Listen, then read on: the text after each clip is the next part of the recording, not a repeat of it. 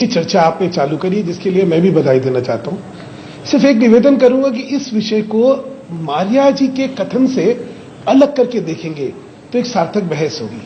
देखिए, पुलिस को क्या करना चाहिए, पुलिस का आचरण क्या है, पुलिस सही है गलत है, वो एक अलग विषय है दीपक। लेकिन एक दूसरा विषय है कि भाई क्या ये जो हो रहा है ये मीडिया ट्रायल है या नहीं है, या कहीं सीमाओं का उल्लंघन हो रहा है या नहीं हो रहा है। मैं पहले सुनता था कि जो दिखता है वो बिकता है, जो दिखता है वो बिकता है, और इसीलिए उसी हिसाब से दिखाई जाती थी चीजें। अब उल्टा हो रहा है, जो बिकता है वही दिखता है, तो जो बिकेगा उसको आप दिखाएंगे। तो समाज की मानसिकता में कहीं कोई बड़ा आदमी, जिसमें कि कोई बड़ा व्यक्तित्व, जिसमें कि कहीं यौन का उसके अंदर कोई दृष्टिकोण आ गया, कहीं गुनाह का कोई दृष्टिकोण आ गया, या कोई इस तरह की चीज हुई तो बिकती है। और क्योंकि वो बिकती है इसलिए आज मीडिया दिखा रहा है।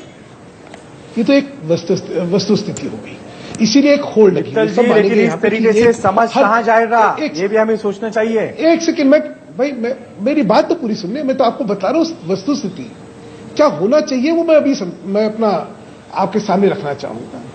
ये तो हो गई वस्तुस्थिति। मैं आपको एक उदाहरण देता हूं। मैंने एक चैनल पे देखा कि पब्लिक से ओपिनियन मंगवाई गई कि क्या ये गुनहगार है या नहीं गुनहगार है।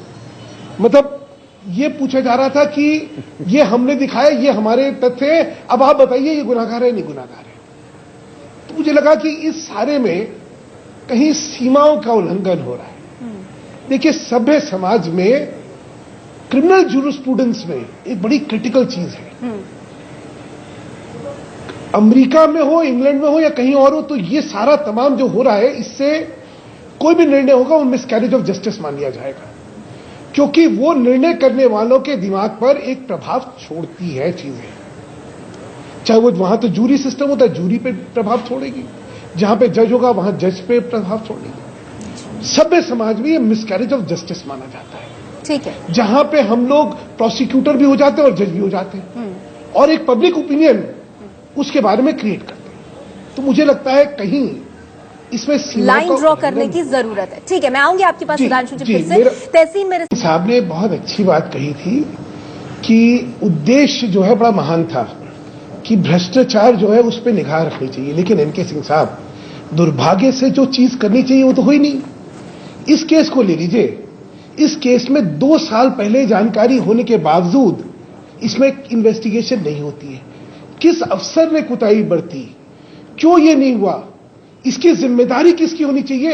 अगर ये इस सारे मीडिया का पिछले 15 दिन का फोकस होता तो शायद जो आप उद्देश्य की बात करते हैं उसकी मैं महानता वो समझ सकता था।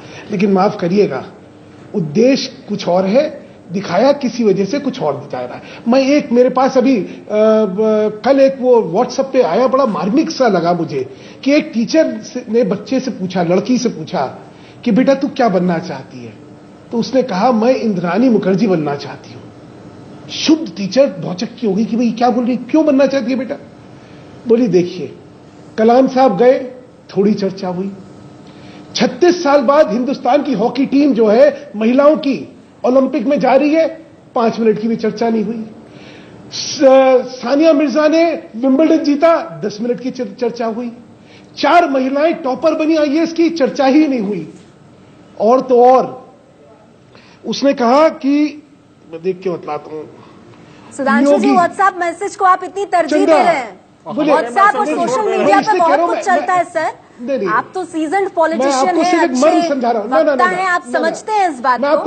मैं आपको एक मर्म समझा रहा हूं जी। मैं सिर्फ ठीक है, चलिए, आपका पॉइंट मैं समझ गई। मेरे पास वक्त कम है सुधांशु जी, मुझे आगे बढ़ना होगा, लेकिन ठीक है, आपका पॉइंट मैंने समझा। मैं अरविंद भोसले जी की भी इस पर प्रतिक्रिया लूंगी। जी बोलिए भोसले साहब, लेकिन संक्षेप में बोलिएगा।